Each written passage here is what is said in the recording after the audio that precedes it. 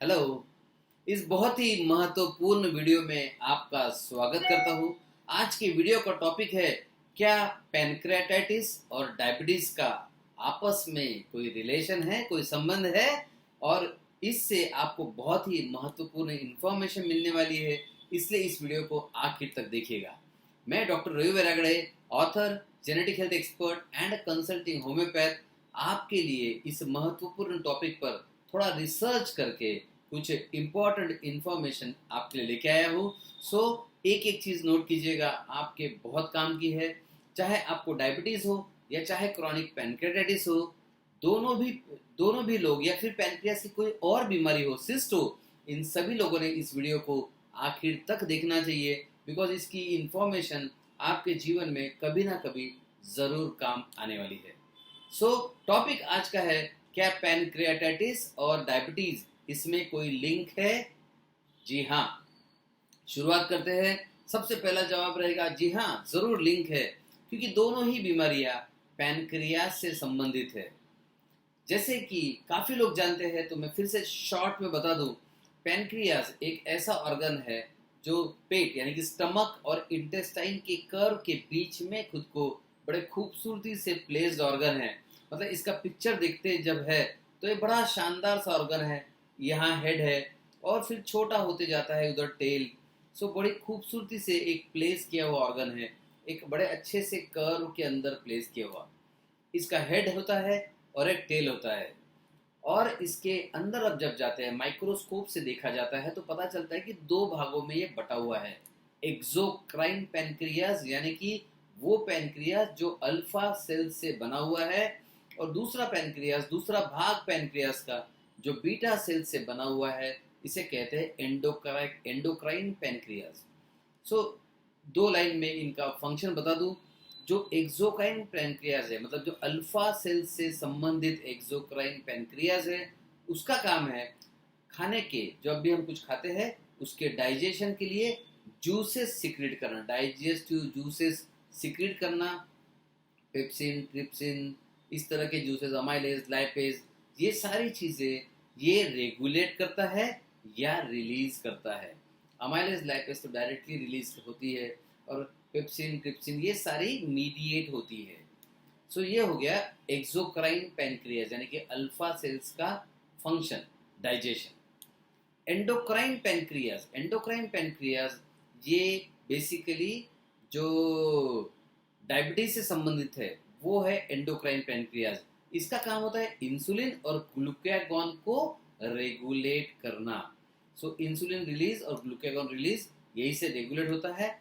और simple, insulin और glucagon का उल्टा रिलेशन होता है। इंसुलिन बढ़ेगा तो ग्लूकागॉन कम होगा, ग्लूकागॉन बढ़ेगा तो इंसुलिन कम होगा। ये इंफॉर्मेशन आगे आपको काम आने वाली है। तो इनके बीच में क्या कोई रिलेशन होता है? जी हाँ, पहला रिलेशन है, इनका तो कॉमन ऑर्गन है। एक ही ऑर्गन से दोनों बीमारियां रिलेटेड है। ये सबसे सिंपलेस्ट कोरिलेशन है। इसके बाद के कोरिलेशन धीरे धीरे महत्वपूर्ण होते जाते हैं। सो नेक्स्ट कोरिलेशन अगर देखेंगे हम, रिलेशन कुछ है तो इनके कॉजेटिव फैक्टर्स, दोनों बीमारियां पैनक्रियास से संबंधित होने के कारण दोनों के कॉजेज भी काफ़ी काफ़ी कॉमन चलते हैं। जैसे कि दोनों भी बीमारियों में जेनेटिक फैक्टर्स को बहुत महत्व दिया गया है, कि अगर आपके पास जेनेटिक फैक्टर्स है या जेनेटिक टेंडेंसी है इस बीमारी को होने की, तो ये बीमारी होने की संभावना आपको ज़्यादा है। अब जैसे जेनेटिक कहा जाता है, कुछ लोग कहते हैं इनहेरिटेड, मेरे माता पिता में से किसी को था नहीं। जेनेटिक कैन बी इनहेरिटेड, मतलब वो एक तो इनहेरिट हो सकता है, या फिर आपके जीवन काल में जिसमें कुछ ऐसे बदलाव आएंगे कि आप उस टेंडेंसी को अक्वायर कर चुके हैं, ऐसा भी हो सकता है।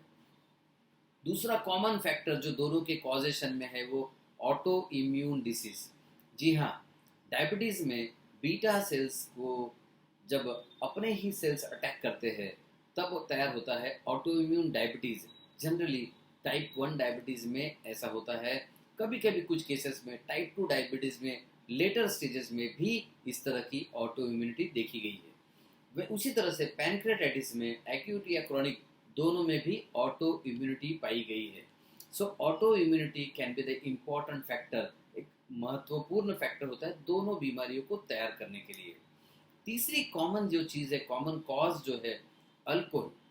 जी हाँ, अल्कोहलिक्स में पैनक्रेटाइटिस काफ़ी कॉमनली पाया जाता है और अल्कोहल का जो एडिक्शन है वो डायबिटीज़ के लिए भी एक इम्पॉर्टेंट फैक्टर माना गया है। सो कॉज के लेवल पे ये तीन चीज़ें हैं जो दोनों बीमारियों को लिंक कर सकती है। चलिए अब सिम्टम्स पर देखते हैं।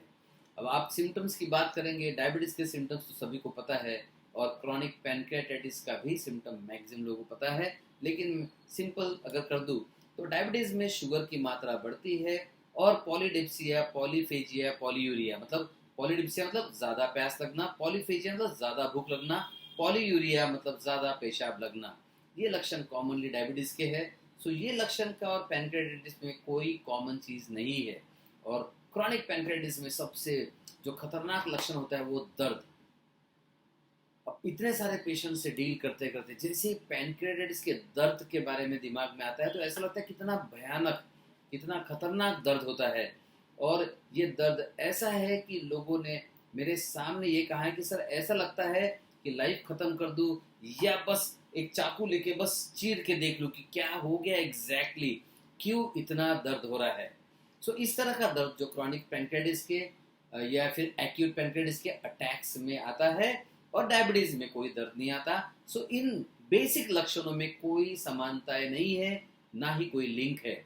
लेकिन एक लक्षण है जो दोनों ही बीमारियों में पाया जाता है, वो है वेट लॉस। जी हाँ, काफी बार देखा गया है कि पेशेंट सिर्फ अनएक्सप्लेन्ड वेट लॉस, मतलब ऐसा वेट लॉस जिसके बारे में कुछ समझ में नहीं आ रहा कि वजन क्यों कम हो रहा है, ऐसे लक्षण लेके आते हैं। और कुछ पेशेंट्स इसके क्रॉनिक पैनक्रेटाइटिस के भी हो सकते हैं और कुछ पेशेंट्स ऑब्वियसली अनकंट्रोल्ड डायबिटीज के भी वेट लॉस लेकर आ सकते हैं। सो ये एक कॉमन लिंक है लक्षणों में जो कि डायबिटीज और क्रॉनिक पैनक्रेटाइटिस का एक लिंक या संबंध स्थापित कर सकती है। अभी सबसे इंटरेस्टिंग पार्ट शुरू हो रहा है, पैनक्रेटाइटिस। क्या पैनक्रेटाइटिस के कारण डायबिटीज हो सकता है या डायबिटीज के कारण पैनक्रेटाइटिस हो सकता है? तो चलिए पहले डायबिटीज की बात करते हैं। आपको ये तो पता ही होगा कि डायबिटीज के सारे मरीजों में कोई भी इन्फ्लेमेशन ज़्यादा लंबा चलने की संभावना होती है, या अगर इन्फ्लेमेशन नहीं है तो इन्फ्लेमेशन होने की संभावना भी ज़्यादा बढ़ जाती है। सो अगर कोई भी इन्फ्लेमेशन हो सकता है, किसी भी तरह का इन्फ्लेमेशन लंबा चल सकता है, तो पैनक्रियास का इन्फ्लेमेशन तो हो ही सकता है। सो कोई भी क्रॉनिक पैनक्रेटाइटिस का पेशेंट है तो उसे नहीं सॉरी कोई भी डायबिटीज का पेशेंट है तो उसे क्रॉनिक पैनक्रेटाइटिस होने की संभावनाएं डबल से भी ज़्यादा बढ़ जाती है। सो काफ़ी ज़्यादा मात्रा में डायबिटीज पेशेंट्स में क्रॉनिक पैनक्रेटाइटिस पाया गया है। इसका एक रीज़न तो बता दिया कि बढ़ा हुआ शुगर है तो इन्फ्लेमेशन तो ज़्यादा होगा, शुगर बढ़ा हुआ है तो इन्फेक्शन भी ज़्यादा होगा, इन्फ्लेमेशन भी लंबा चलेगा। सो शुगर बढ़ा हुआ रहना अपने आप में एक रिस्क फैक्टर है।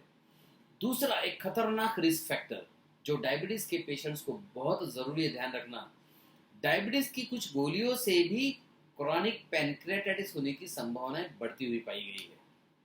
जी हाँ, ये जो रिसेंट नई गोलियां है जो मैक्सिमम पेशेंट ले रहे हैं, जी हाँ, हो सकता है कि अगर आपको डायबिटीज है या आपके घर में किसी को डायबिटीज है तो आप भी इन्हीं गोलियों में से कुछ ले रहे होंगे।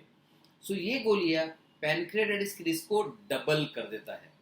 सो ये गोलियां आती है, अगर इसका फंक्शनल नेम बताऊँ तो DPP4 इनहिबिटर्स ये गोलियों को कहा जाता है, या फिर इंक्रेटिंग माइमेटिक्स कहा जाता है। और जस्ट आपको पता चलने के लिए अगर ब्रांड नेम बताऊँ तो जेनुविया, बायटा, ये जो ब्रांड्स है ये, या फिर इसके कंटेंट के कोई भी ब्रांड, ये आपके पैनक्रेटाइटिस की संभावना को बढ़ाते हैं। सो अगर आप इन गोलियों को ले रहे हैं तो ध्यान रखिएगा कि क्रॉनिक पैनक्रेटाइटिस कभी भी आपको तंग कर सकता है, तो आपकी जांच बराबर कीजिएगा, आपको आपके डॉक्टर से इस बारे में बात कीजिएगा, या फिर अगर पॉसिबल हुआ तो कुछ ऑल्टरनेटिव मेजर्स यूज करके इन गोलियों का प्रमाण यूज करना कम कीजिएगा। सो अब होगा ये कि डायबिटीज के पेशेंट्स को पैनक्रेटाइटिस होने की संभावना कैसे बढ़ती है, राइट। अब हम देखते हैं कि पैनक्रेटाइटिस के पेशेंट को क्या डायबिटीज की संभावना ज्यादा बढ़ती है। जी हाँ, ये सबसे बड़ा खतरा है। क्रॉनिक पैनक्रेटाइटिस अगर किसी को है तो उसे डायबिटीज होने की, डायबिटीज मलाइटस टाइप 2 डायबिटीज होने की संभावना है 50% ज्यादा हो जाती है। सो 50% पेशेंट, जो मतलब हर 2 पैनक्रेटाइटिस में से एक पेशेंट को डायबिटीज होता ही होता है।